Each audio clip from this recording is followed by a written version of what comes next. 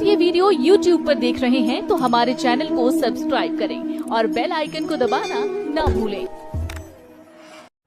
बंदी छोड़ हमारा नामम, अजर अमर है अस्थिर ठामम। अमर करूं सतलोक पठाऊं, तात बंदी छोड़ कहाऊं। अमर करूं, कहते हैं बंदी छोड़ हमारा नामम, इसलिए मेरा बंदी छोड़ नाम है।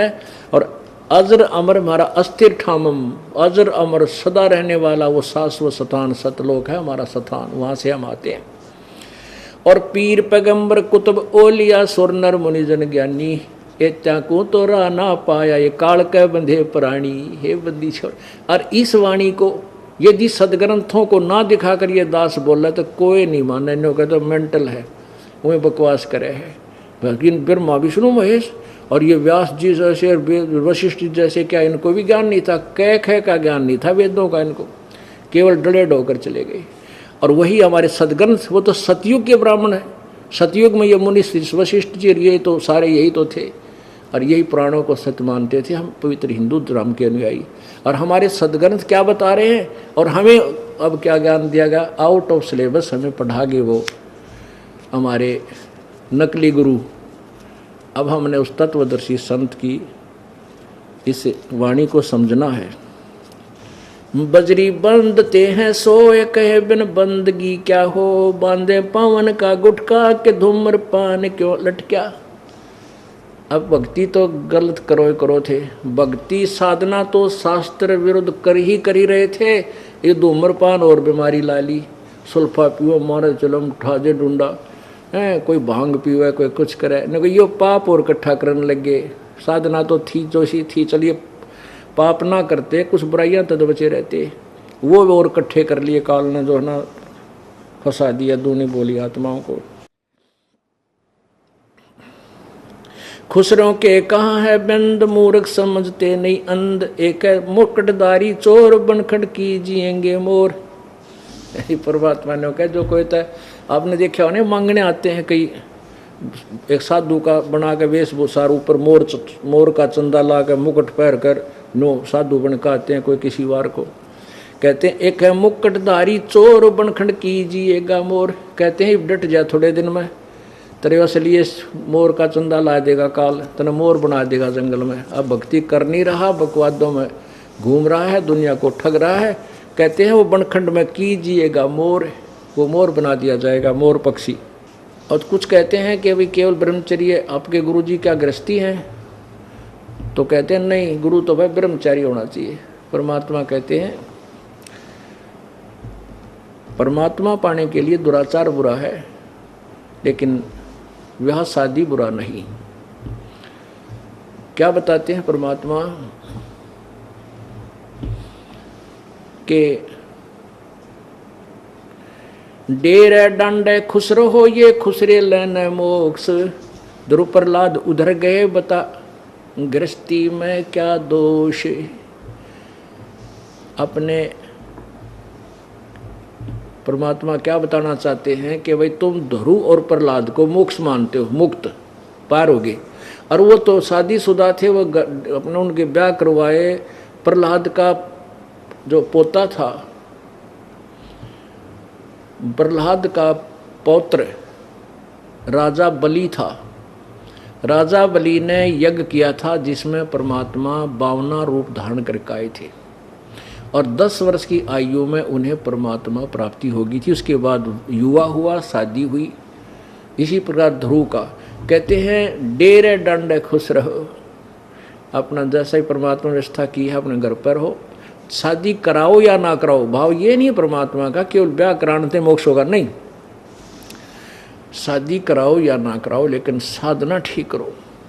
यदि केवल ब्रह्मचर्य पालन से ही मोक्ष होता है और साधना की कोई आवश्यकता नहीं, तो कहते खुसरे ये हिजड़े तो भाई सारे पार हो जाते। फिर कहने का भाव ये है परमात्मा का, वो भी पार हो सकते हैं, खुसरे भी पार हो सकते हैं, ब्रह्मचारी भी पार हो सकते हैं, और गृहस्थी भी पार हो सकते हैं, लेकिन साधना ठीक चाहिए।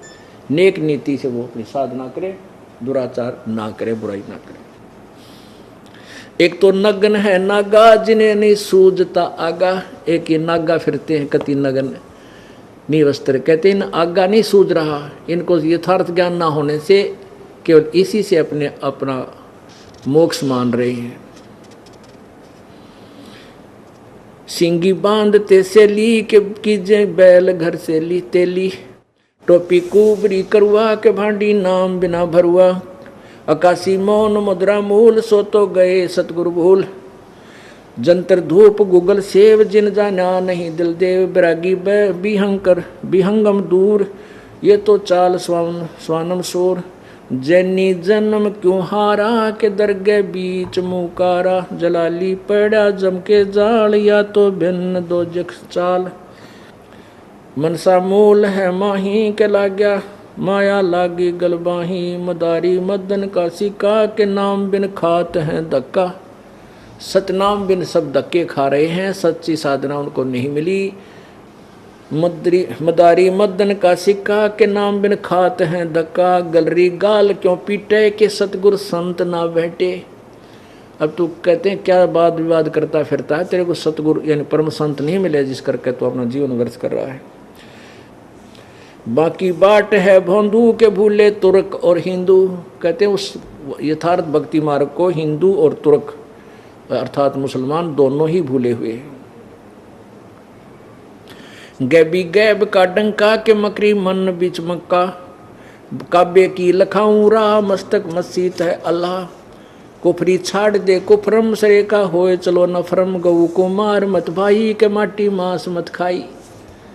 परमात्मा कहते हैं तुम भक्ति भी गलत कर रहे मुसलमानों को, और ऊपर से गऊ को मार रहे हो, काट रहे हो, मांस खा रहे हो। कहते हैं गऊ को मार मत भाई के मिट्टी मांस ना खाई, गऊ न मत मारे, कोई भी जीव को मत मारे, मुर्गा बकरा, और मिट्टी मांस ना खाई, ये पाप मत कर।